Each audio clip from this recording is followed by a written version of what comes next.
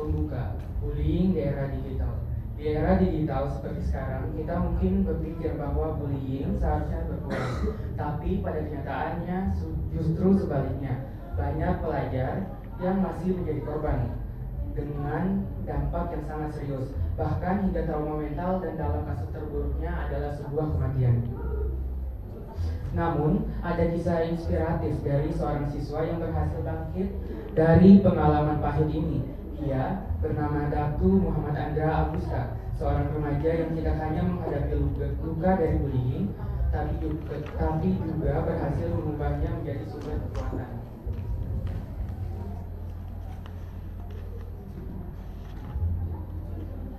Profil narasumber.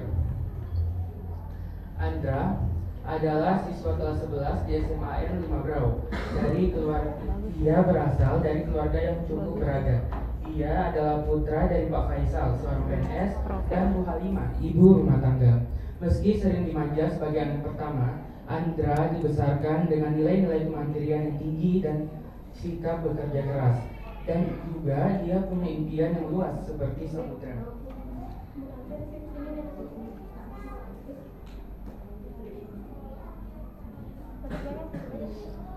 Meskipun begitu, Andra tetap mengalami yang namanya pembulian. Awal mula bullying. Semua bermula ketika ia masih berada di sekolah dasar. Karena prestasinya yang selalu berada di 3 besar, Andra menjadi target bullying. Pengalaman ini mungkin bukan hanya merampas masa kecilnya, tapi juga meninggalkan sebuah trauma yang membekas. Bayangkan, seorang anak harus menyimpan beban ini sendirian, takut membuat orang tuanya khawatir, hingga harus hidup dalam bayang-bayang ketakutan dan kesepian.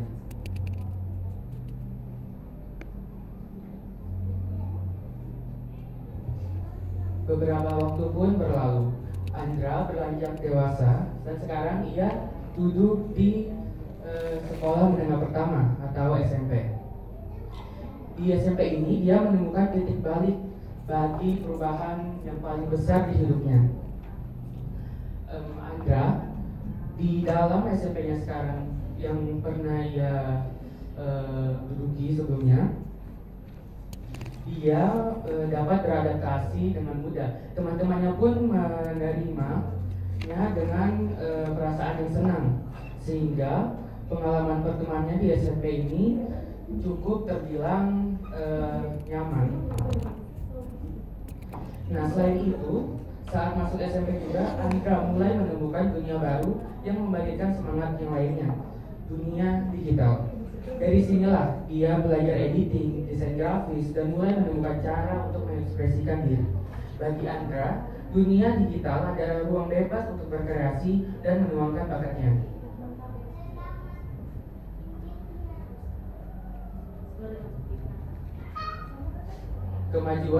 Kemampuan Andra dalam teknologi.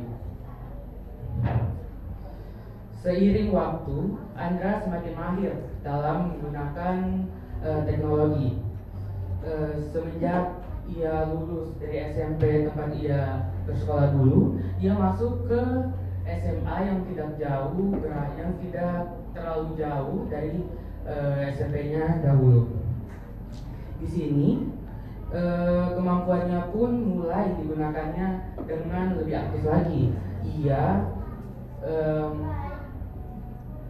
melalui media sosialnya seperti Instagram, dia mengunggah beberapa karya yang telah diciptakannya, dan hal itu mendapat respon baik dari orang-orang di sekitarnya. Selain itu, dia bahkan mulai menghasilkan uang jajan tambahan dengan menawarkan jasa editing dan desain kepada teman-temannya. Mulai sinilah dia semakin memperkuat kepercayaan dirinya.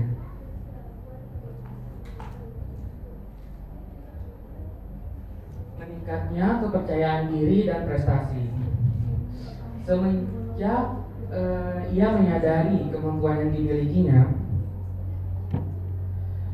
ia mulai mencoba berpartisipasi dalam berbagai lomba.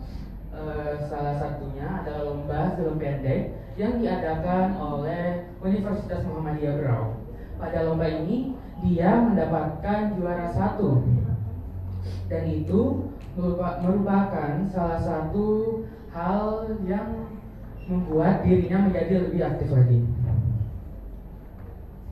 Selain itu, cita-cita dan harapannya pun semakin terbentuk.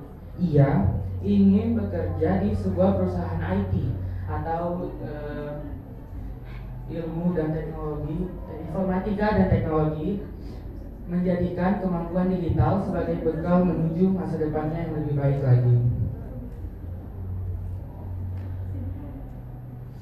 Pelajaran berharga dari perjalanan Andra. Dari perjalanan Andra dapat mengingatkan kepada kita semua bahwa masa lalu kelam tidak harus menentukan masa lalu kita.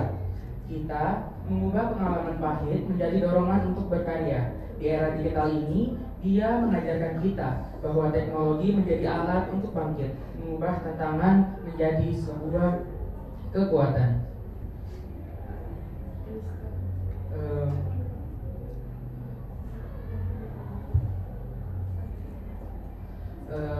Di era digital sekarang ini, teknologi sudah sebagai teman kita sehari-hari. Maka dari itu, kita harus terus beradaptasi terhadap pengembangan teknologi. Seperti ungkapan dari seorang pengusaha terkenal di bidang bisnis di Indonesia, Mokhtar Riyadi. Dia berkata, siapapun yang tidak mengikuti perkembangan dari teknologi akan tereliminasi. Sekian dari saya, kurang lebihnya mohon maaf. Wassalamualaikum warahmatullahi wabarakatuh.